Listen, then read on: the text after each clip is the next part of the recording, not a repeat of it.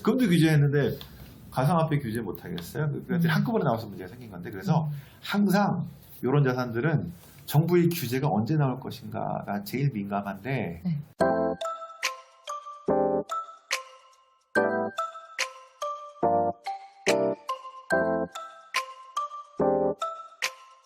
인플레이션이 이제 본격화한다고 하고 다들 우려를 하니까 그럼 과연 어디에 투자를 하면 될까가 제일 궁금할 것 같아요. 그래서 사실 인플레이션이 나타날 때 유망한 투자처가 있을 것 같고 피해야 할 투자가 있을 것 같아요. 그거를 좀 간략하게 설명을 해주시면. 피해야 할 투자처는 네.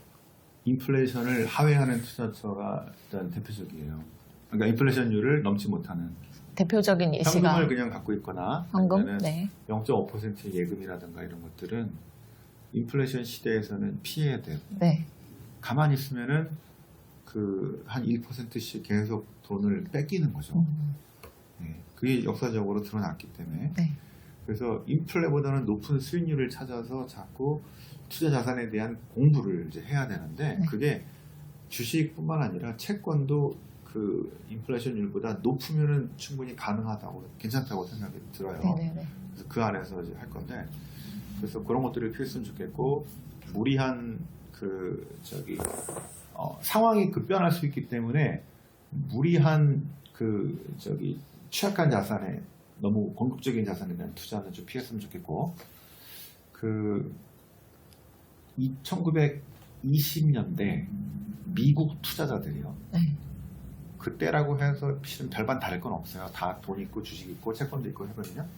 그때 유행했던 투자 전략이 있어요. 뭐냐면 1917년에서 한 22년까지 독일의 바이마르 공화국이 하이퍼도 있었고, 네. 그런데 영국과 미국 같은 선진국에서도 초인플레이션은 아닌데 그래도 꽤 높은 인플레이션이 있었어요. 그거를 본 투자가들이 딱 보니까 연금생활자 이자 받는 사람들은 다 망했고, 1%, 2%짜리 다 망했고, 물가가 막 한 8%, 9% 나왔으니까 3%, 4%도 다 망한 거죠. 물가 상승률이 거의 8% 들었으니까. 그때 제가 딱 보니까 제일 돈을 많이 버는 놈이 보였어요. 뭔가 봤더니 돈 빌린 놈이 돈을 번 거야. 1억을 빌렸는데 실질적인 가치가 5천만 원이 보인 거예요. 5천만 원만 갚으면 돼, 실제.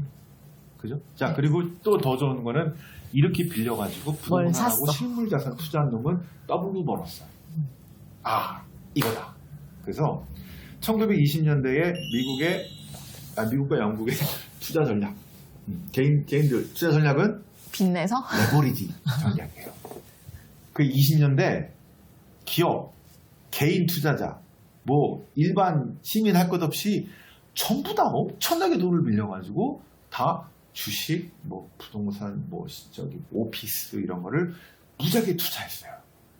그런데 어떻게 됐어요? 1929년에 갑자기 대공하게 인플레인 줄 알았는데 디플레가 왔어. 그래서 갑자기 1억을 빌려서, 옛날에는 인플레면 50만 원만 갚으면 되는데 이제 2, 3억을 갚아야 돼요.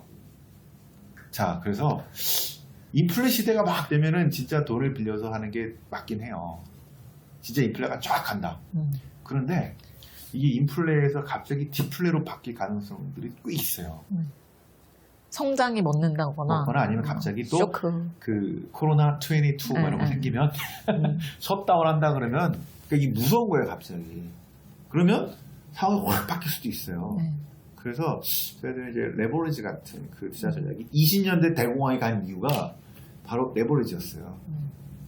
전부 다 너도 나도 했다가 이게 다 망해버린 거예요, 실은. 이게 아주 골로 빠지게 된 원인인데, 그 다음에 그래서 이 레버리지 때문에 사람들이 미국에서 그 돈 빌리지 말라고 했는데, 검소하게 살아야지 하면서 그 레버리지를 쥐어짰거든.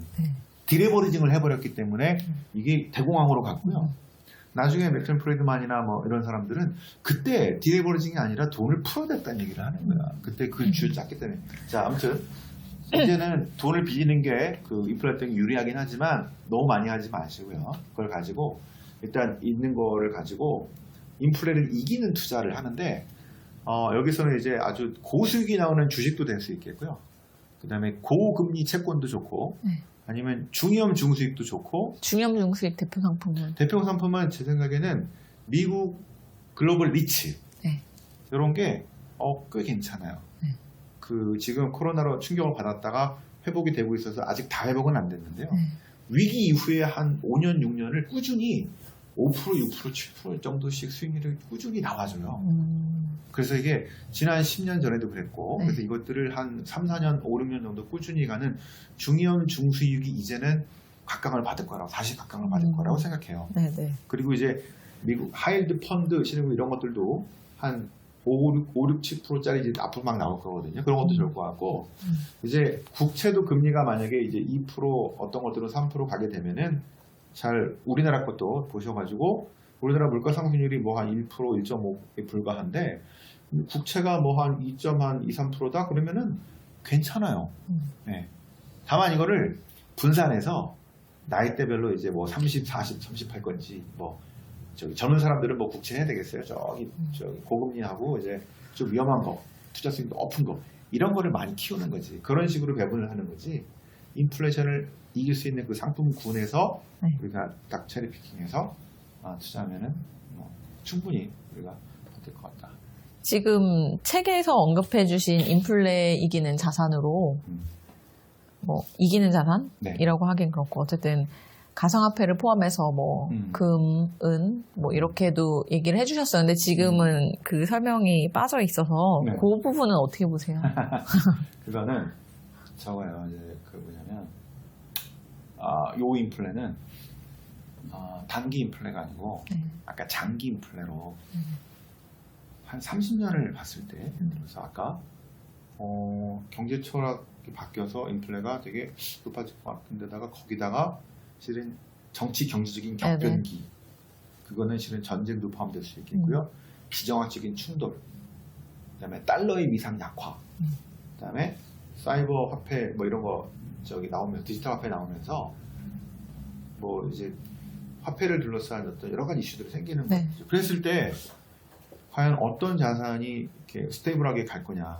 그래서 아주 긴 역사를 통해서 제일 스테이블했던 자산은 실은 금이었다는 거죠. 네. 그러니까 금이 올랐다는 게 아니라 그냥 유지됐다는 거예요. 변동성이 나머지가 작았다. 떨어진 거지.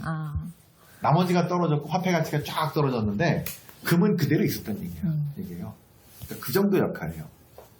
그런데 단기로 생각해 보세요. 금이 그냥 단기로 1, 2년 갖고 있어 보면 금은 이자를 안 줘요. 네. 그죠? 그러니까 평시에는 소용이 별로 없어. 재미가 없는 자산이에요. 요 한 1년, 지금 한 6개월, 8개월 동안이 그랬어요. 뭐지? 인플레도 아니고 뭐.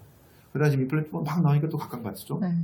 그러다가 또 좀 괜찮은 것 같은데 그러면은 또 재미없을 거예요. 그리고 또 이 금은 증거금이나 뭐 이런 것들 통해서 정부가 규제할 수가 있어요. 네.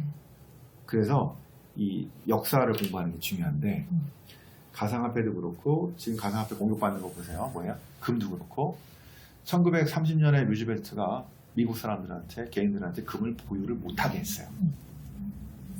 네. 금과 태환을 끊고 금을 거래를 갖고 있지도 못하게 한 게 한 30년 돼요. 화폐의 위상이 달러의 위상이 이게 도전을 받게 되거나 그러면 이 사람들이 실은 금이나 이런 것들을 이제 금융 억압이거든요. 네. 그래서 정부가 자기한테 무슨 도전이 되거나 이게 너무 버블로 간다 그랬을 때는 지금 비트코인을 가급적 규제하는 것처럼 금도 규제했던 거지. 금도 규제했는데 가상화폐 규제 못 하겠어요. 그것들이 한꺼번에 나와서 문제가 생긴 건데 그래서 항상 이런 자산들은 정부의 규제가 언제 나올 것인가가 제일 민감한데 지금 일단 한번 나온 것 같고 앞으로 상황에 따라서 얼마든 더 나올 수 있기 때문에 그거를 주의해서 이제 투자를 해야 되기 때문에 이게 어려운 거죠. 네. 지금 뭐 완전 금지 이건 아니기 때문에 상황 잘 봐서 하시면 될 것 같고 그런 가치 저장의 역할들을 하는 게 이제 금과 뭐 이제 그런 역할들이 이제 있는 거였고 그보다는 이자나 이런 캐시를 주지 않고 있기 때문에 제 생각에는 지금 상황에서 금리가 조금 더 올라가고 아까 한국 국채 10년물이 이제 2% 넘었기 때문에 물가 상승률이 1.5나 이런 상황에서 2%가 넘는 국채는 충분히 자산 배분에서 역할을 할 수 있다고 생각해요. 그죠?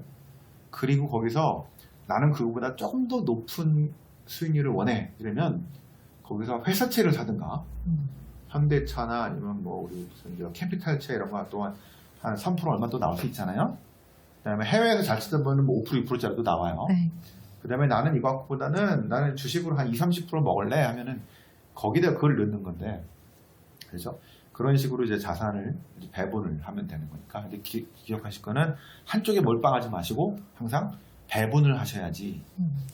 그 주가가 급락했을 때 보통 채권 가격이 오르는 경우가 많잖아요. 네네. 반대로. 그럼 반대로 팔아가지고 또 사면 되니까. 그죠? 그래서 배분은 항상 필요해요. 인플레이션 시대에도. 네. 그리고 이제 우리가 엄청난 하이프가 오니까 부동산이든 주식이든 아무거나 사야 된다? 꼭 그렇지도 않아요.